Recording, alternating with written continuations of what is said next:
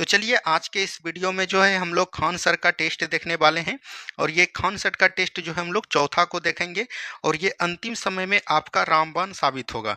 देखिए कि इस टेस्ट में आपका कितना नंबर आ पा रहा है। अगर दोस्तों आपका यहाँ पर 60 प्लस नंबर इस टेस्ट में आ जा रहा है तो आपका बिहार पुलिस में रिजल्ट होने जा रहा है। ठीक है, तो ईमानदारी पूर्वक पूरा 1 से लेके 100 तक प्रश्न को बनाइए और देखिए कि आपका कितना नंबर आ रहा है। ठीक है, तो चलिए बिना देरी का हम लोग शुरुआत करते हैं। इसका पीडीएफ टेलीग्राम लिंक पर भेज दिया गया है, पहले वहां जाकर बना लीजिए, उसके बाद आंसर को मिलाइए।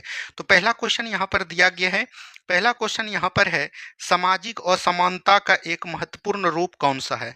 अगर हम लोग सामाजिक असमानता यानी कि समाज में दोस्तों देख रहे होंगे कि समान और असमान के रूप में भेदभाव किया जा रहा है, किसी को जो है समान माना गया है और किसी को जो है असमान माना गया है। तो यहाँ पर किसको, भाषा को देखा गया, नहीं भाषा को बिल्कुल नहीं, यहाँ पर लिंग को जो है समानता और असमानता के आधार पर बांटा गया है।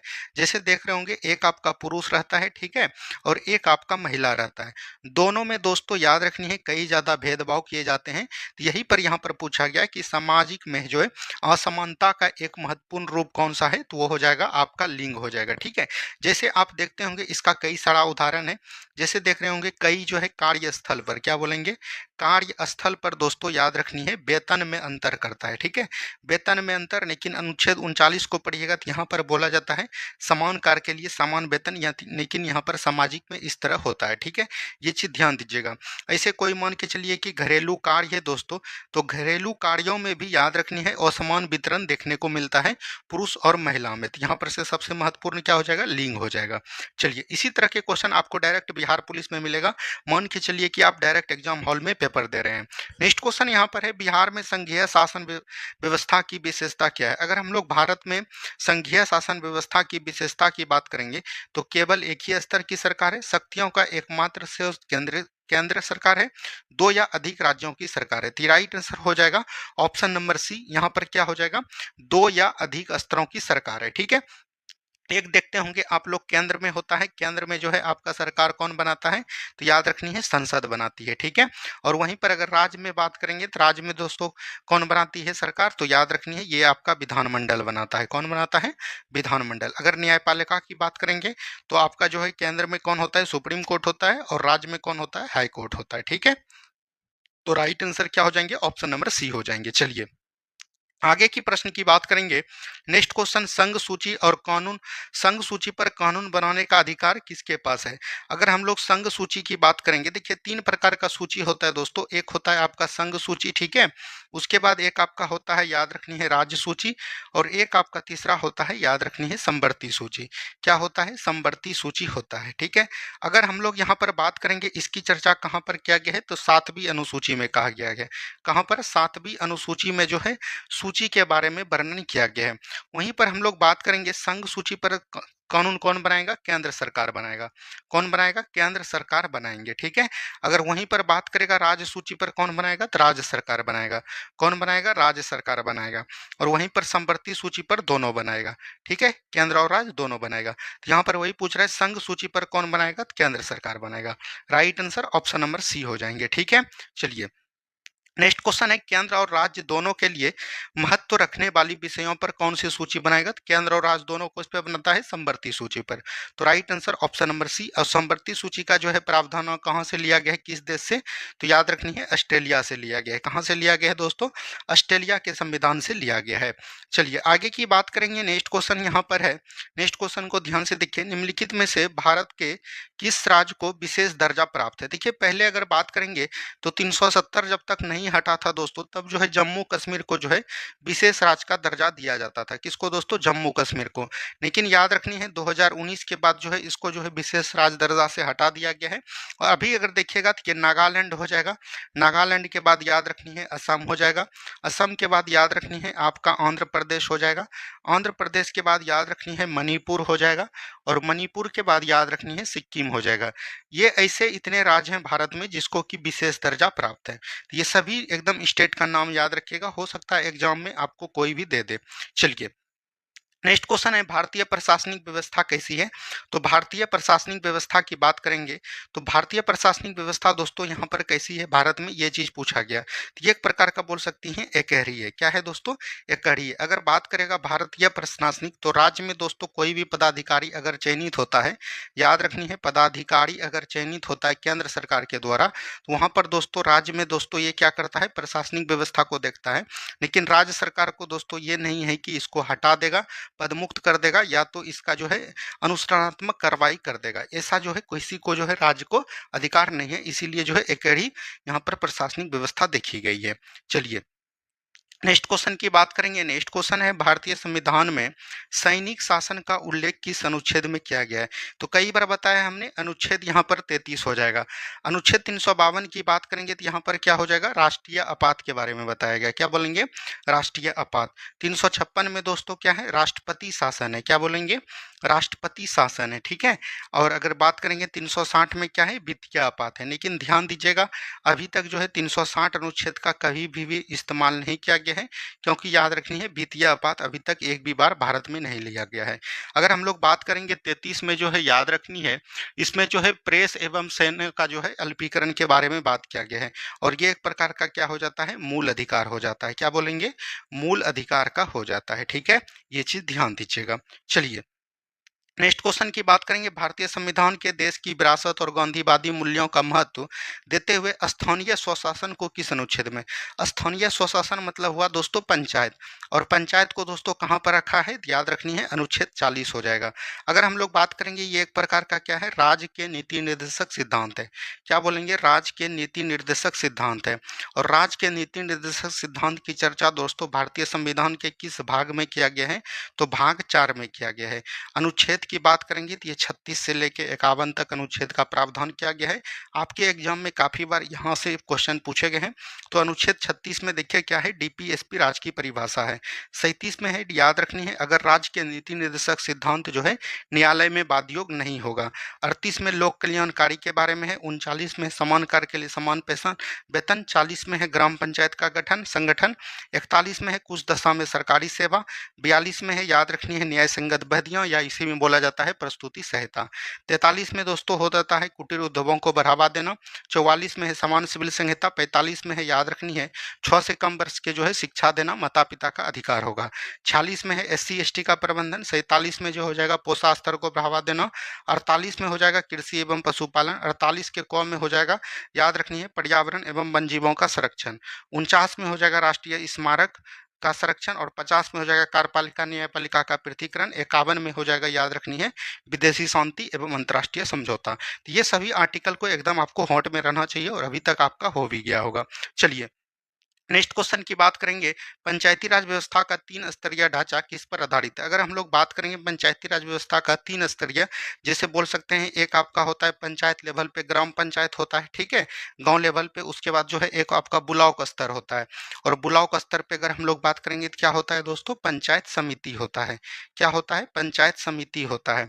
और अगर जिला स्तर पे बात करेंगे तो कौन होता है, आपका जिला परिषद होता है। क्या होता है, जिला परिषद होता है। और इसकी अवधारणा जो सबसे पहले किसने दिया था, तो याद रखनी है 1957 में दोस्तों एक कमेटी का गठन किया गया था। उस कमेटी का नाम था बलवंत राय मेहता समिति। क्या बोलेंगे, बलवंत राय मेहता समिति। इसी ने जो है त्रिस्तरीय पंचायती राज की अवधारणा दी थी। तो राइट आंसर क्या हो जाएगा, ऑप्शन नंबर बी। और इन्होंने अपना रिपोर्ट जो 1958 को दिया था, याद रखनी है 1958 को। और इसी के रिपोर्ट के आधार पर 1959 ईस्वी में 2 अक्टूबर को, याद रखनी है, राजस्थान का एक जिला नागौर, क्या बोलेंगे, नागौर में जो है पंचायती राज व्यवस्था लागू की गई थी। ठीक है, तो ये चीज एकदम आपको ध्यान देनी है। चलिए आगे की बात करेंगे। नेक्स्ट क्वेश्चन यहाँ पर है, निम्नलिखित में से किस राज्य में ग्राम पंचायत ग्रामीण क्षेत्रों की स्वायत्तता संख्याओं में सबसे नीचे स्तर है, तो वो आपका बिहार हो जाएगा। ऑप्शन नंबर डी हो जाएगा। ठीक है, नेक्स्ट क्वेश्चन की बात करेंगे। 1914 ईस्वी तक निम्नलिखित में से कौन सा देश औद्योगिक क्षेत्र में काफी प्रगति कर चुका था, तो वो जर्मनी था। क्या था दोस्तों, जर्मनी। लेकिन याद रखनी है, जर्मनी जब द्वितीय विश्व युद्ध होता है दोस्तों, द्वितीय विश्व युद्ध होता है या प्रथम विश्व युद्ध बोल सकते हैं, तो इसमें जो है द्वितीय का जर्मनी का जो है पराजय होना होता है। जो कि याद रखनी है जर्मनी की सर मतलब बोल सकते हैं किस जो है धूड़ी राष्ट्र का जो है क्या कर रहा था, धूड़ी राष्ट्र का नेतृत्व कर रहा था कौन, जर्मनी। ठीक है, चलिए नेक्स्ट क्वेश्चन की बात करेंगे 1905 ईस्वी में रूस जापान युद्ध में किस देश का विजय होता है। तो याद रखनी है, अगर हम लोग बात करेंगे 1904 और 1905 में दोस्तों किसके किसके बीच युद्ध होता है, तो रूस और जापान के बीच युद्ध होता है। ठीक है, और रूस और जापान के बीच में याद रखनी है, इसमें विजय जो है जापान का होता है और सोवियत संघ रूस को मतलब हारना पड़ता है। क्या होता है, रूस को मतलब हारना पड़ता है। ठीक है, चलिए आगे की बात करेगा। सैन्यवाद का अर्थ क्या है। सैन्यवाद मतलब होता है किसी देश की रक्षा प्रणाली मजबूत करना, युद्ध को राष्ट्रीय लक्ष्यों को प्राप्त करने के लिए साधन मानना। सैन्यवाद कहने का मतलब होता है दोस्तों कि एक ये विचारधारा है, ठीक है, और जिसमें यह विश्वास किया जाता है कि याद रखनी है कि अगर मान के चलिए कोई देश है अपनी समस्याओं का समाधान कर रहा है और राष्ट्र हित की पूर्ति के लिए मतलब कि बोल सकते हैं कि ऐसा मतलब कि बोल सकते हैं ऐसा हित करता है जो कि उसको शक्ति के माध्यम से साधना करना पड़ता है। ठीक है, तो ऑप्शन नंबर यहाँ से बी को एकदम ध्यान दीजिएगा। मतलब एक बार अगर लक्ष्य ले लेता है कि हमको जीतना है तो उसी पर जो है अटल रहता है, ये जो है सैन्यवाद का विचारधारा है। चलिए नेक्स्ट क्वेश्चन है, यूरोप में गुटबंदी का जन्मदाता कौन था। तो ये बिस्मार्क हो जाएगा। क्या हो जाएगा, बिस्मार्क हो जाएगा। चलिए आगे की बात करेगा। प्रथम विश्व युद्ध के बाद तुर्की ने किस वंश का शासन समाप्त हुआ। तुर्की में अगर बात करेंगे, तुर्की जो है धुरी राष्ट्र का याद रखनी है मेंबर था, और इसमें जो दोस्तों बोल सकते हैं कि समाप्त हुआ था, ओटोमन वंश का जो है समाप्ति देखने को मिला था। तो ऑप्शन नंबर बी हो जाएंगे। चलिए आगे की बात करेगा। पेरिस समझौते में किस प्रकार की वित्तीय सहायता की बात किया गया था। तो विकसित देशों के लिए विकासशील देशों का सहायता। ऑप्शन नंबर ए बिल्कुल राइट आंसर यहाँ पर से हो जाएगा। ठीक है, नेक्स्ट क्वेश्चन है, मुसोलिनी ने किस विचारधारा को अपनाया था। तो मुसोलिनी ने याद रखनी है फांसीवाद विचारधारा को अपनाया था। किस विचारधारा को अपनाया था दोस्तों, फांसीवाद के लिए। ठीक है, और इन्होंने याद रखनी है 1919 ईस्वी में दोस्तों एक जो है गठन भी किया था कमेटी का, मतलब संगठन बनाया था, इसको नाम दिया गया था फांसी इटालियन। क्या बोलेंगे, फांसी इटालियन। और एक नाम था याद रखनी है काम्बे टेम्बीमेंटो। ठीक है, याद रखनी है इसका नाम थोड़ा सा उल्टा है, काम्बे मेंटी टेम्बो। ये याद रखिएगा, इस तरह के एग्जाम में कभी दे देता है तो एकदम ध्यान दीजिएगा। आगे की बात करेगा। नेक्स्ट क्वेश्चन, 1942 के बाद यूरोप में जर्मनी और सोवियत संघ के बीच युद्ध का परिणाम क्या हुआ। तो याद रखनी है 1942 के बाद यूरोप और जर्मनी के बीच सोवियत संघ के बीच जो युद्ध हुआ, इसका मतलब बोल रहा है कि क्या हुआ इसमें, मतलब कि बोल सकते हैं क्या हुआ, तो इसमें सोवियत संघ की जीत हुआ था। ठीक है, ये चीज ध्यान दीजिएगा, जर्मनी इसमें बुरी तरह से पराजित हुआ था, ये भी बात आपको ध्यान देनी है।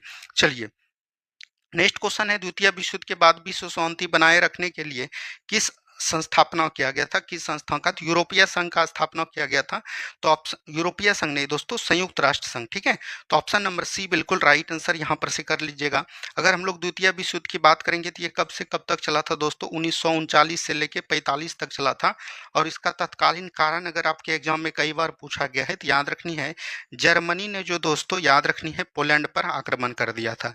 क्या बोलेंगे, जर्मनी ने जो है पोलैंड पर आक्रमण कर दिया था। तो ये भी चीज ध्यान दीजिएगा। ठीक है, ये भी बात को एकदम ध्यान देनी है। चलिए आगे की बात करेंगे। द्वितीय विश्व युद्ध के बाद विश्व ने किन दो गुटों में बट गया था। तो एक पूंजीवादी गुट और एक साम्यवादी गुट। पूंजीवादी गुट का कौन समर्थक था, तो याद रखनी है अमेरिका।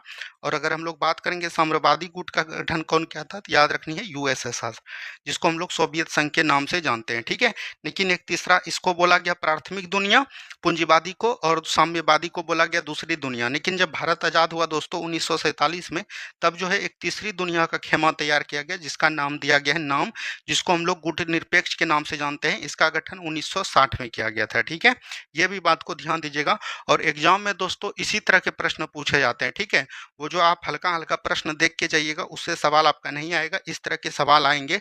और आपको एकदम जानकारी दे रहे हैं, बिल्कुल एकदम ऑथेंटिक जानकारी दे रहे हैं, जो कि डायरेक्ट आपके एग्जाम में हिट करेगा। निम्नलिखित में से किस क्षेत्र को जल्ला और टाल कहा जाता है। देखिए जल्ला और टाल की बात करेंगे, जो दोस्तों गंगा नदी बहते हुए आती है, तो पटना से लेके जो मोकामा तक का क्षेत्र है, वहीं पर दोस्तों क्या कहलाता है, तो याद रखनी है जल्ला और टाल कहलाता है। तो बिहार का गंगा के दक्षिणी किनारे के नम्रभूमि क्षेत्र में। तो ऑप्शन नंबर सी बिल्कुल राइट आंसर हो जाएगा। ठीक है, चलिए नेक्स्ट क्वेश्चन है, मध्य उच्च भूमि का अधिकांश भाग क्या कहलाता है। तो मध्य उच्च भूमि का अधिकांश भाग दोस्तों क्या कहलाता है, याद रखनी है, मालवा का पठार कहलाता है। ऑप्शन नंबर सी बिल्कुल राइट आंसर हो जाएगा। मालवा के पठार के पूर्वी भाग में जो है याद रखनी है क्या है दोस्तों, तो जैसे हम लोग पूर्वी भाग में अगर हम लोग जाएंगे तो पूर्वी भाग में, यहाँ पश्चिमी भाग में तो आपका कुछ दूसरा हो जाएगा, लेकिन पूर्वी भाग में जो है आपका एक श्रृंखला है, बोल सकते हैं महादेव श्रृंखला हो जाएगा। क्या हो जाएगा, महादेव पहाड़ी हो जाएगा। ये भी चीज को एकदम आपको ध्यान देनी है। चलिए आगे की बात करेगा, सतपुरा श्रेणी पर्वत के दक्षिण में कौन सी घाटी अवस्थित है। देखिए एक है दोस्तों, बोल सकते हैं विंध्याचल पर्वत श्रेणी। क्या बोलेंगे, विंध्याचल पर्वत श्रेणी है, ठीक है। विंध्याचल पर्वत श्रेणी के जो है ठीक नीचे कौन बहती है, याद रखनी है, नर्मदा नदी बहती है। और नर्मदा नदी के दक्षिण में कौन है दोस्तों, सतपुरा पर्वत श्रेणी है। क्या बोलेंगे, सतपुरा पर्वत श्रेणी है। और सतपुरा पर्वत श्रेणी के दक्षिण में क्या है, याद रखनी है, ताप्ती नदी बहती है। क्या नदी बहती है, ताप्ती नदी। तो यहाँ पर अगर पूछेगा विंध्याचल और सतपुरा के बीच कौन सी नदी बहती है, नर्मदा नदी। और नर्मदा नदी और ताप्ती नदी के बीच में कौन सा पर्वत है, सतपुरा। और यहाँ पर पूछा जा रहा है कि सतपुरा के दक्षिण में, दक्षिण नीचे होता है, तो ये हो जाएगा ताप्ती घाटी, ठीक है। ऑप्शन नंबर बी हो जाएगा। ताप्ती नदी याद रखनी है, मध्य प्रदेश के बोल सकते हैं सतपुरा श्रेणी से निकलती है और जो है अपना जल जो है पश्चिम की ओर बहती हुई अपना जल अरब सागर में गिराती है, ठीक है। ये चीज ध्यान दीजिएगा। यहाँ तक इसकी लंबाई है 724 किलोमीटर। चलिए नेक्स्ट क्वेश्चन है, दक्कन के पठार को और किस नाम से जानते हैं, तो दक्षिण के पठार के नाम से जानेंगे, तो ऑप्शन नंबर ए हो जाएगा। आगे की बात करिएगा, भारतीय मरुस्थल को किस नाम से जाना जाता है, तो इसको थार मरुस्थल या इसी को दोस्तों राजस्थान मरुस्थल के नाम से भी जाना जाता है। ये भी चीज ध्यान दीजिएगा, राजस्थान मरुस्थल के नाम से भी इनको जाना जाता है, ठीक है। चलिए आगे की बात करेगा, नेक्स्ट क्वेश्चन, बिहार में कितने प्रतिशत परिवार गरीबी रेखा के नीचे यापन कर रहे हैं, तो गरीबी रेखा के नीचे याद रखनी है, 2021 में रिपोर्ट आया था 6,000 रुपया से जिसका दोस्तों कम मासिक आय है। क्या बोलेंगे, 6,000 रुपया से जिसका कम मासिक आय है उसको दोस्तों गरीबी रेखा के नीचे रखा गया। और परसेंटेज की बात करेगा तो 34.13% हो जाएगा, ठीक है। तो ऑप्शन नंबर बी को एकदम ध्यान दीजिएगा। चलिए नेक्स्ट क्वेश्चन की बात करेंगे, बिहार के किस जिले में सोने का सर्वाधिक भंडार है, तो जमुई में। ऑप्शन नंबर डी हो जाएगा। ये भी रिपीटेड क्वेश्चन है, तो ये जमुई हो जाएगा। आगे की बात करेगा, बिहार राज्य जल विद्युत शक्ति निगम की स्थापना निम्नलिखित में से किस वर्ष की गई थी, तो 1982 में किया गया था। ऑप्शन नंबर बी को ध्यान दीजिएगा। आगे की बात करेगा, बिहार विधानसभा में राज्य बजट 2024-25 किसने पेश किया था, तो श्री सम्राट चौधरी। अभी जो है याद रखनी है, बिहार राज्य के वित्त मंत्री बोल सकते हैं, यही है। और साथ ही साथ याद रखनी है, बिहार के उप मुख्यमंत्री भी हैं। क्या है दोस्तों, उप मुख्यमंत्री भी यही है। और इन्होंने जो राज्य का अनुमानित दोस्तों जो बजट रखा था, अनुमानित पैसा अगर बात करेंगे तो वो दोस्तों कितना रखा था, 2.79 लाख करोड़ रुपया, ठीक है। ये भी चीज को एकदम ध्यान दीजिएगा। चलिए आगे की बात करेगा, नेक्स्ट क्वेश्चन है, किसने चंपारण सत्याग्रह के दौरान बिहार में गांधी जी के जान बचाई थी। अगर हम लोग बात करेंगे, गांधी जी ने जो है चंपारण सत्याग्रह, बोल सकते हैं भारत का पहला सत्याग्रह कौन था, चंपारण सत्याग्रह। और ये कब गठित हुआ था, 1917 में हुआ था। इनमें जो है याद रखनी है, 20 कट्ठा खेती पर जो है 3 कट्ठा जो है नील की खेती करना अंग्रेजों के द्वारा लागू किया गया था, जो कि यहाँ का किसान नहीं करना चाहते थे, ठीक है। लेकिन याद रखनी है, बाय जबरन करवाना चाह रहे थे, उसी को जो है चंपारण सत्याग्रह के नाम से जाना जाता है। और यहाँ पर याद रखनी है, अंग्रेज ने जो है, बोल सकते हैं उस समय जो वायसराय था शायद चेम्सफोर्ड था, चेम्सफोर्ड ने दोस्तों गांधी जी को खाने के लिए आमंत्रित किया था। इसने वो महात्मा गांधी जी ने बोला कि हम दूध पी लेंगे, और दूध पीने के लिए क्रम में जो है याद रखनी है, वहाँ पर जो है चेम्सफोर्ड का बोल सकते हैं, मतलब कि खाना बनाने वाले को क्या बोलते हैं दोस्तों, खाना बनाने वाले को उसका नाम था क्या, बक्कत मियाँ। क्या बोलेंगे, बक्कत मियाँ था, ठीक है, बक्कत मियाँ। और बक्कत मियाँ को बोला कि इसमें जहर लगा देना, जहर दे देना, लेकिन बक्कत मियाँ ने जो है महात्मा गांधी के दूध में जहर नहीं मिलाया। तो इसका जान किसने बनाया, बत्तख मियाँ ने बनाया, ठीक है। चलिए आगे की बात करेंगे, भारत की पहली राष्ट्रीय मानव विकास रिपोर्ट कब जारी की गई थी, 2002 में किया गया था। ऑप्शन नंबर बी बिल्कुल राइट आंसर आपका हो जाएगा। और भारत का जो है मानव विकास रिपोर्ट में अगर हम लोग बात करेंगे, ह्यूमन डेवलपमेंट इंडेक्स में जो है भारत का रैंक अभी कितना है दोस्तों, लगभग 130 है। एक बार इसको देख लीजिएगा, ठीक है। चलिए आगे की बात करेगा, नेक्स्ट क्वेश्चन है, मनरेगा के तहत प्रत्येक ग्रामीण परिवार को प्रति वर्ष न्यूनतम कितने दिनों के लिए वेतन भोगी रोजगार प्रदान करने की कानूनी गारंटी दी जाती है 100 दिन के लिए, ठीक है। ऑप्शन नंबर डी को ध्यान दीजिएगा। आगे की बात करेंगे राष्ट्रीय आय से क्या तात्पर्य है। तो राष्ट्रीय आय उसको हम लोग बोलते हैं कि जो याद रखनी है, मतलब कि एक वर्ष में उत्पादित हमारे देश में जो है सभी बोल सकते हैं ये व्यय हो जाएगा, तो आय कारक का कुल योग हो जाएगा। ऑप्शन नंबर सी हो जाएगा। चलिए, सकल घरेलू उत्पाद जीडीपी किसको कहते हैं, तो इसको बोलते हैं ग्रॉस डोमेस्टिक प्रोडक्ट। तो देश के एक वर्ष में उत्पादित सभी अंतिम वस्तुएं और सेवाओं का कुल मूल्य को क्या बोलते हैं, तो याद रखनी है हम लोग सकल घरेलू उत्पाद बोलते हैं। आगे की बात करेगा, वस्तु विनिमय प्रणाली किस प्रकार का आदान प्रदान होता है। तो वस्तु विनिमय प्रणाली में याद रखनी है वस्तु के बदले वस्तु दिया जाता है। आपको पता होगा सिंधु घाटी सभ्यता में जो है ये रूल चला था कि वस्तु विनिमय प्रणाली, ठीक है। और याद रखनी है वस्तुओं के बदले वस्तुओं का प्रत्यक्ष आदान प्रदान। प्रत्यक्ष मतलब हुआ कि पैसा का आप इसमें मुद्रा का हस्तांतरण नहीं कर रहे हैं। ऑप्शन नंबर सी हो जाएगा, ठीक है। चलिए, नेक्स्ट क्वेश्चन है, निम्नलिखित किस राज्य द्वारा भारत का पहला सरकार समर्थित ओटीटी प्लेटफॉर्म सी स्पेस लॉन्च किया गया है। केरल के द्वारा। ऑप्शन नंबर सी को ध्यान दीजिएगा। आगे की बात करेगा, हाल ही में किसे एनएसजी के महानिदेशक के रूप में नियुक्त किया गया है, तो दलजीत चौधरी को किया गया। किसको किया गया है, दलजीत चौधरी को। नेक्स्ट क्वेश्चन है, निम्नलिखित में से कौन स्वर्ण मंदिर सौंदर्यीकरण के लिए जाना जाता है। तो रंजीत सिंह को जाना जाता है। दोस्तों इन्हीं ने याद रखनी है स्वर्ण मंदिर के ऊपर सोना चढ़ाने का काम किया था, ठीक है। और इसको हम लोग किस नाम से जानते हैं, शेर ए पंजाब के नाम से जानते हैं। क्या बोलेंगे, शेर ए पंजाब के नाम से जाना जाता है, ठीक है।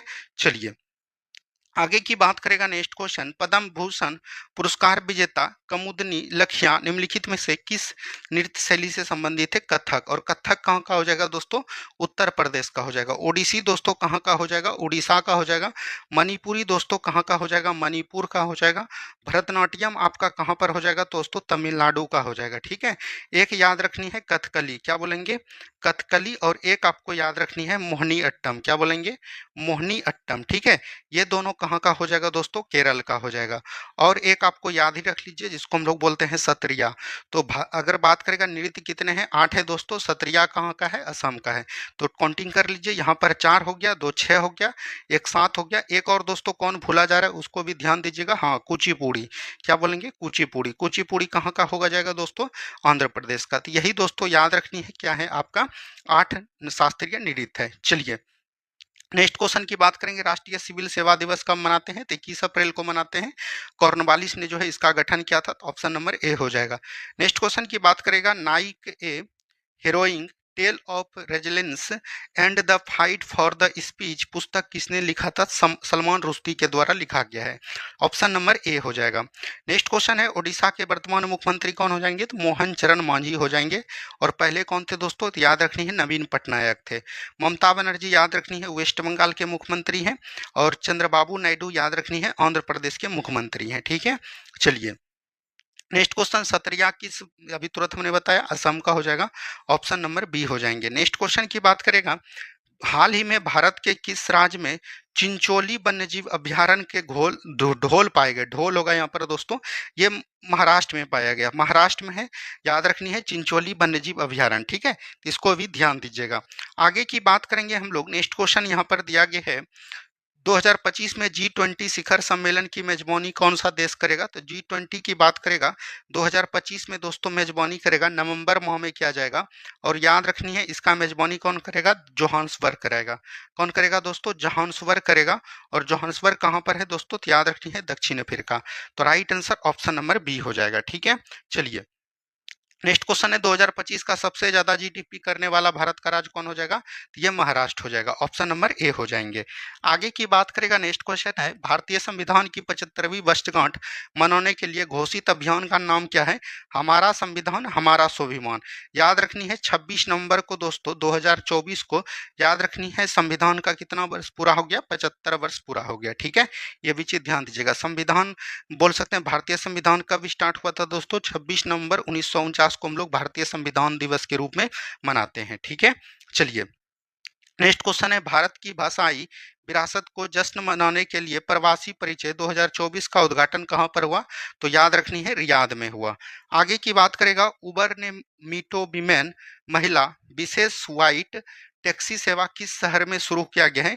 तो ये बेंगलुरु में किया गया है, याद रखनी है। इसमें महिला कंडक्टर होगा, महिला ही याद रखनी है। महिला को महिला से जोड़ने के लिए इस बस सेवा का शुरुआत किया गया है। लेकिन याद रखनी है आपके एग्जाम के अकॉर्डिंग बिहार में जो है बोल सकते हैं पिंक बस, क्या बोलेंगे, पिंक बस की शुरुआत किया गया है। तो ये भी चीज ध्यान दीजिएगा।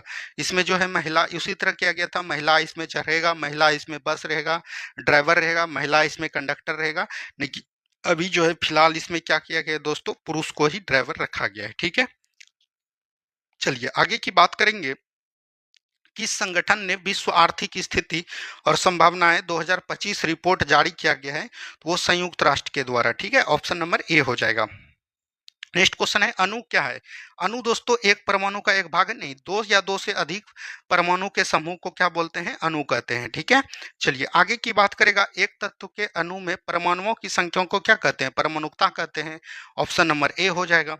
आगे की बात करेगा समस्थानिक क्या होते हैं? समस्थानिक दोस्तों इसको कहते हैं, मान के चलिए कार्बन 6 12 है और कार्बन 8 जो है ये भी 12 है। अगर हम लोग बात सॉरी 6 14 है, क्या है 6 14 है। यहाँ पर से फिर से इसको करते हैं हम लोग, यहाँ पर थोड़ा सा खराब हो गया, देखने में खराब लग रहा है। अब यहाँ पर देखते हैं कार्बन 6 दोस्तों कितना है? 12 है। कार्बन 6 याद रखनी है कितना है? 14 है। तो यहाँ पर देखिए ये नीचे वाला को बोलते हैं परमाणु संख्या। अगर एक ही तत्व का परमाणु संख्या समान हो और इसको ऊपर वाला को बोलते हैं परमाणु भार। परमाणु भार या इसी को बोलते हैं द्रव्यमान, क्या बोलेंगे? द्रव्यमान संख्या। और नीचे वाले को बोलते हैं परमाणु संख्या। ठीक है, अगर हम लोग बोलेंगे कि याद रखनी है एक ही तत्व के परमाणु संख्या समान हो परंतु द्रव्यमान संख्या जो है भिन्न भिन्न हो तो उसको हम लोग क्या बोलेंगे? तो याद रखनी है समस्थानिक बोलेंगे। इंग्लिश में बोलते हैं आइसोटॉप। क्या बोलते हैं? आइसोटॉप बोलते हैं। ठीक है, एक ही तत्व के परमाणु जिनकी परमाणु संख्या समान होती है लेकिन द्रव्यमान संख्या भिन्न भिन्न, यही हो जाएगा ऑप्शन नंबर ए हो जाएगा। आगे की बात करेगा लाइसोसोम क्या होता है? तो लाइसोसोम एक प्रकार का कोशिका है दोस्तों को, जो कोशिका का पाचन तंत्र है। अंतक पाचन याद रखनी है, मतलब कि बोल सकते हैं हमारे कोशिका में जितने भी जीवाणु होते हैं उसको मारने का काम कौन करते हैं? तो लाइसोसोम करते हैं। इसीलिए इसको क्या बोला जाता है? आत्महत्या का थैली बोला जाता है। क्या बोलेंगे? आत्महत्या के थैली के नाम से किसको बोलते हैं?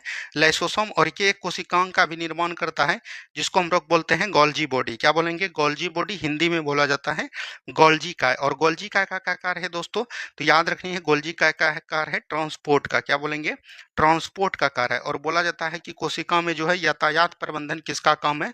तो वो आपका हो जाएगा, याद रखनी है ट्रांस मतलब गोल्जी काय का। ठीक है, चलिए नेक्स्ट क्वेश्चन, कोशिका में ऊर्जा का उत्पादन। ऊर्जा का उत्पादन पूछेगा तो माइटोकॉन्ड्रिया, माइटोकॉन्ड्रिया के द्वारा याद रखनी है ऊर्जा का उत्पादन एटीपी के रूप में किया जाता है। और याद रखनी है माइटोकॉन्ड्रिया का खोज किसके द्वारा किया गया था? तो अल्टमैन के द्वारा किया गया था। ठीक है, चलिए आगे की बात करेगा। नेक्स्ट क्वेश्चन, उत्तक क्या है? देखिए उत्तक एक प्रकार का बोल सकते हैं सेल होता है दोस्तों। सेल के समूह मिलकर क्या बनाते हैं? टिश्यू बनाते हैं, जिसको हम लोग उत्तक बोलते हैं। और टिश्यू मिलकर क्या बनाते हैं दोस्तों? ऑर्गेन सिस्टम बनाते हैं, ऑर्गेन बनाते हैं। उसके बाद ऑर्गेन सिस्टम होता है, फिर जो है याद रखनी है बॉडी का निर्माण होता है। तो याद रखनी है कोशिकाओं के समूह को हम लोग क्या कहते हैं? उत्तक कहते हैं। कोशिकाओं के समूह जो मिलकर एक विशिष्ट कार्य करते हैं उसी को उत्तक कहते हैं। और याद रखनी है वैसे कोशिका जिसका आकार और आकृति दोनों समान हो। ठीक है, ये भी चीज को ध्यान दीजिएगा। चलिए नेक्स्ट क्वेश्चन है, किसी वस्तु का जड़त्व किस पर निर्भर करता है? जड़त्व दोस्तों द्रव्यमान पर निर्भर करेगा। मान के चलिए कोई व्यक्ति जो है याद रखनी है साइकिल से चल रहा है। ठीक है, साइकिल से चल रहा है, और कोई जो है बस से चल रहा है, और कोई जो है ट्रेन से चल रहा है। तो इसमें जड़त्व जड़त्व किसका अधिक होगा? ट्रेन का। जो सबसे भारी होगा उसका जड़त्व अधिक होगा। आगे की बात करेंगे, रॉकेट लॉन्चिंग कौन कौन में रॉकेट लॉन्चिंग कौन में रॉकेट लॉन्चिंग में कौन नियम पर आधारित है? ये क्वेश्चन रहना चाहिए दोस्तों। तो ये याद रखिएगा न्यूटन का तृतीय नियम जो है इस पे पालन करता है। तो ऑप्शन नंबर ए हो जाएगा। आगे की बात करेगा, बल का एसआई मात्रक क्या है? न्यूटन है। ठीक है, और बल का अगर बात करेंगे इसका फार्मूला क्या होता है? केजी मीटर पर सेकेंड स्क्वायर होता है। और बीमा भी याद रखनी है m1 हो जाएगा, l1 हो जाएगा और t-2 हो जाएगा। ठीक है, ये चीज एकदम आपको ध्यान दीजिएगा। वहीं अगर सीजीएस मात्रक बल का पूछ दे तो वो याद रखिएगा डाइन होता है और कितना होता है? 10 पर पावर 5 होता है। ठीक है, चलिए नेक्स्ट क्वेश्चन, बंदूक से गोली छोड़ने पर अवस्था में बंदूक द्वारा गोली पर आगे की ओर एक बल निरूपित होता है, यह किस है? तो हमने बताया था न्यूटन का तीसरा नियम, जब आप पढ़िएगा दोस्तों तो इसमें बोलता है कि गति के विपरीत प्रतिक्रिया, ठीक है, क्रिया के विपरीत प्रतिक्रिया। अगर आप इधर से 20 न्यूटन का फोर्स लगाते हैं तो उधर से भी आपको जो है बल के द्वारा 20 न्यूटन का फोर्स लगेगा, ठीक है। तो यही बोलता है, तो न्यूटन का थर्ड लॉ इसमें बोला जाता है। ऑप्शन नंबर सी हो जाएगा। आगे की बात करेगा, यदि दो वस्तुएं एक दूसरे से टकराती है और उस पर कोई बाहरी बल कार्य नहीं करता है तो उसका कुल संवेग क्या होगा? तो याद रखनी है, समान रहेगा। क्या होगा? समान रहता है। ये भी चीज आप बोल सकते हैं। ऑप्शन नंबर डी हो जाएगा। यहाँ पर अगर हम लोग बात करेंगे, मान के चलिए कि P बराबर क्या होता है दोस्तों? mv होता है, यानी संवेग बराबर क्या होता है? द्रव्यमान गुना वेग। मान के चलिए दो वेग है, एक है m1 v1 और दूसरा याद रखिएगा संवेग है m2 v2। तो याद रखनी है, जब ये दोनों आपस में टकराएगा दोस्तों तो ये क्या हो जाएगा? याद रखनी है M1, और याद रखिएगा M1 बोल सकते हैं, इसका जो हो जाएगा दोस्तों M1 V1 बराबर हो जाएगा M2 V2, ठीक है। ये भी चीज ध्यान दीजिएगा। अगर बोल सकते हैं दो वस्तु एक दूसरे से टकराती है तो उसका जो है याद रखनी है, उसमें जो है संवेग दोस्तों हमेशा क्या हो जाएगा? बराबर रहेगा, ठीक है। ये बोलता है संवेग संरक्षण का नियम। चलिए नेक्स्ट क्वेश्चन है, गुरुत्वाकर्षण बल की खोज किसने किया था? तो ये न्यूटन के द्वारा किया गया था। ये चीज ध्यान दीजिएगा। गुरुत्वाकर्षण का बल जो है याद रखनी है, अक्षांश के अनुसार बदलता है। ऊपर ध्रुव पर जाएगा तो क्या होगा? बढ़ेगा, और केंद्र पर इसका क्या हो जाएगा? शून्य हो जाएगा। क्या हो जाएगा दोस्तों? शून्य हो जाएगा, ठीक है। ये चीज ध्यान दीजिएगा। इसका मान होता है 9.8 मीटर पर सेकेंड स्क्वायर, ठीक है। कहीं कहीं न्यूमेरिकल जब बनाइएगा तो इसका 10 मीटर पर सेकेंड भी इसका मान होता है। चलिए आगे की बात करेगा। नेक्स्ट क्वेश्चन, आर्किमिडीज के सिद्धांत। आर्किमिडीज का सिद्धांत क्या बोलता है दोस्तों? याद रखनी है, जितना भी हमने बताया था तैरने डूबने वाला रहेगा। तो देखिए जहाज दोस्तों पानी में रहेगा, तो ऑप्शन नंबर सी हो जाएगा। आगे की बात करेगा, अपेक्षिक घनत्व क्या दर्शाता है? तो एक पदार्थ का घनत्व और पानी के घनत्व का अनुपात दोस्तों क्या दर्शाएगा? तो ये अपेक्षिक घनत्व दर्शाएगा। नेक्स्ट क्वेश्चन है, नाभिकीय संलयन में क्या होता है? तो नाभिकीय संलयन में दोस्तों याद रखनी है, जैसे हाइड्रोजन है, ये दोनों मिलकर दोस्तों किसका निर्माण करता है? हीलियम का। तो बोल सकते हैं दो या दो से अधिक हल्के नाभिक मिलकर भारी नाभिक बनाते हैं। तो इस दोनों से भारी कौन हो जाएगा? हीलियम हो जाएगा। ऑप्शन नंबर बी हो जाएंगे, ठीक है। चलिए, सूर्य का ऊर्जा उत्पन्न होने का मुख्य कारण है नाभिकीय संलयन हो जाएगा। ऑप्शन नंबर सी हो जाएंगे। नेक्स्ट क्वेश्चन है, सौर सेल बनाने में इसमें अर्धचालक का प्रयोग करेगा। अर्धचालक ऑप्शन नंबर सी में है, सिलिकॉन। आगे की बात करेगा, ऊर्जा का इकाई मात्रक क्या होता है? तो ऊर्जा का इकाई मात्रक जूल होता है। क्या होता है दोस्तों? जूल होता है। नेक्स्ट क्वेश्चन है, किसी वस्तु में उसकी स्थिति के कारण संचित ऊर्जा। स्थिति और आकार में अगर परिवर्तन होगा तो उसको हम लोग किस नाम से जानते हैं? स्थितिज ऊर्जा। स्थितिज ऊर्जा बराबर क्या होता है दोस्तों? तो याद रखनी है, mgh होता है। और इसको हम लोग किस नाम से जानते हैं? पोटेंशियल एनर्जी के नाम से जानते हैं। नेक्स्ट क्वेश्चन है, ऊर्जा संरक्षण का नियम क्या कहता है? काफी बार बता दिए, द्रव्यमान संरक्षण नियम हो या ऊर्जा संरक्षण नियम हो। इसमें ऊर्जा संरक्षण नियम में बोलता है, ना ही हम ऊर्जा की उत्पत्ति कर सकते हैं और ना ही ऊर्जा को नष्ट कर सकते हैं। तो ना ही ऊर्जा को उत्पन्न किया जा सकता है और ना ही नष्ट किया जा सकता है। ऑप्शन नंबर सी हो जाएगा। नेक्स्ट क्वेश्चन की बात करेगा, किसी वस्तु का गतिज ऊर्जा एवं स्थितिज ऊर्जा का योग क्या कहलाता है? यांत्रिक ऊर्जा कहलाता है। ऑप्शन नंबर बी हो जाएंगे। नेक्स्ट क्वेश्चन, कार्य करने की दर को क्या कहते हैं? शक्ति कहते हैं। अगर माना जाएगा आपके पास शक्ति है तो आपको कार्य करने की क्षमता है, ठीक है। तो याद रखनी है, शक्ति बराबर क्या होता है दोस्तों? तो कार्य बटे समय होता है। क्या होता है? कार्य बटे समय होता है, ठीक है। ये चीज भी ध्यान दीजिएगा। चलिए आगे की बात करेगा। नेक्स्ट क्वेश्चन है, यदि दो तत्व नाभिकों की द्रव्यमान संख्या समान है, दो तत्वों के द्रव्यमान संख्या जैसे ही समान हुआ दोस्तों, तो मान के चलिए द्रव्यमान संख्या जैसे समान हुआ लेकिन परमाणु संख्या भिन्न भिन्न है, तो उन्हों क्या कहेंगे? संभारिक कहेंगे, ठीक है। ये चीज ध्यान दीजिएगा, ऊपर वाला समान तो संभारिक। रदरफोर्ड का अल्फा कण प्रकीर्णन प्रयोग किस खोज के लिए? केंद्रक के लिए क्या गया था? तो परमाणु केंद्रक। याद रखनी है, ये परमाणु केंद्रक होगा जिसमें प्रोटॉन न्यूट्रॉन होगा और इसके बाहर जो है इलेक्ट्रॉन क्या लगाएंगे? चक्कर लगाएंगे, ठीक है। चलिए नेक्स्ट क्वेश्चन, परमाणु केंद्रक की खोज किस वैज्ञानिक ने किया था? तो रदरफोर्ड के द्वारा। जे थॉमसन ने, याद रखनी है, इलेक्ट्रॉन का खोज किया था। क्या बोलेंगे? इलेक्ट्रॉन का खोज किया था, ठीक है। तो ये भी चीज ध्यान दीजिएगा। चलिए आगे की बात करेगा। नेक्स्ट क्वेश्चन है, निम्नलिखित में से कौन टिंडल प्रभाव? टिंडल प्रभाव उसको कहते हैं दोस्तों कि जिस पर प्रकाश पड़ेगा उस पर जो है आपका छाया बनना चाहिए। तो दूध में बनेगा, तो ऑप्शन नंबर बी हो जाएगा। आगे की बात करेगा, एक मोल किसी पदार्थ के कितने कणों के बराबर होता है? 6.022 × 10⁻23 होता है। ऑप्शन नंबर ए हो जाएगा। नेक्स्ट क्वेश्चन है रक्त के तरल अगाधी भाग को क्या कहते हैं? तो रक्त में जो दोस्तों तरल अवस्था में रहता है तो उसको हम लोग प्लाज्मा कहते हैं, और प्लाज्मा का प्रतिशत कितना रहता है? 55% रहता है। ठीक है, ये भी चीज ध्यान दीजिएगा। चलिए नेक्स्ट क्वेश्चन है मनुष्य के हृदय में कितने कक्षों में बटा होता है? 4 कक्षों में।